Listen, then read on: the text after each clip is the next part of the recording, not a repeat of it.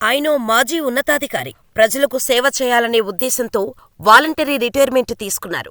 ప్రభుత్వాలు మంచి చేస్తే అభినందించటం, చెడు చేస్తే విమర్శించటం ఆయనకు సహజం. గత ఎన్నికల్లో జనసేన పార్టీ తరపున పోటీ చేసి ఓటమి పాలైన ఆయన అనంతరం రాజకీయాలకు దూరమయ్యారు.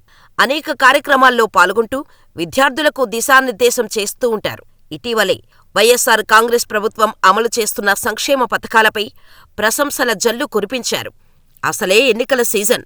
దీంతో ఆయన వైసీపీలో చేరిపోతారని హాటుగా ప్రచారం జరిగింది. అయితే అనూహ్యంగా ఆయనో పార్టీ పెట్టి కార్యాచరణ కూడా ప్రకటించేశారు. తాజాగా అరెస్టు కూడా అయ్యారు. ఇప్పటికే అర్థమై ఉంటుంది మనం ఎవరి గురించి చెబుతున్నామో. ఆయనే సీబీఐ మాజీ జేడీ వాసగిరి లక్ష్మీనారాయణ. ఇప్పుడు ఈ పేరు తెలియనివారు తెలుగు రాష్ట్రాల్లో ఉండరు. మహారాష్ట్ర క్యాడర్ ఐపీఎస్ అధికారి అయిన లక్ష్మీనారాయణ డీఐజీ హోదాలో ఉన్నప్పుడే కేంద్రానికి డిప్యూటేషన్పై వెళ్లి సీబీఐలో బాధ్యతలు చేపట్టారు. సీబీఐ డీఐజీగా 2006 జూన్లో సొంత రాష్ట్రమైన హైదరాబాదులో విధుల్లో చేరారు.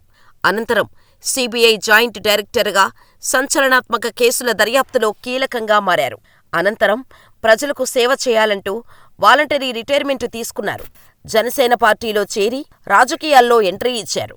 2019 ఎన్నికల్లో విశాఖ నుంచి ఎంపీగా పోటీ చేసి ఓడిపోయారు.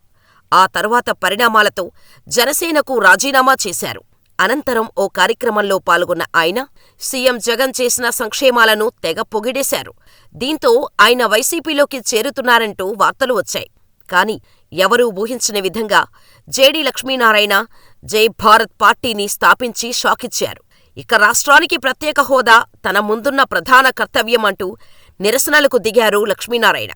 ఈ మేరకు సీఎం క్యాంప్ ఆఫీస్ని ముట్టడించటానికి పిలుపునిచ్చారు. ప్రత్యేక హోదా కోసం తాడేపల్లిలోని సీఎం క్యాంపు కార్యాలయం ముట్టడికి యువజన విద్యార్థి జేఏసీ నేతలు, ప్రత్యేక హోదా సాధన సమితి నేత చలసాని శ్రీనివాస్తో కలిసి జేడీ లక్ష్మీనారాయణ పయనమయ్యారు.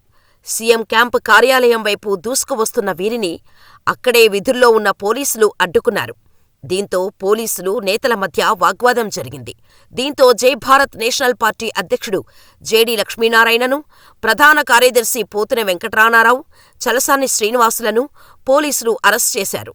ఎంతోమందిని అరెస్ట్ చేయించిన జేడీ లక్ష్మీనారాయణను అరెస్ట్ చేయటం ఇప్పుడు హాట్ టాపిక్గా మారింది.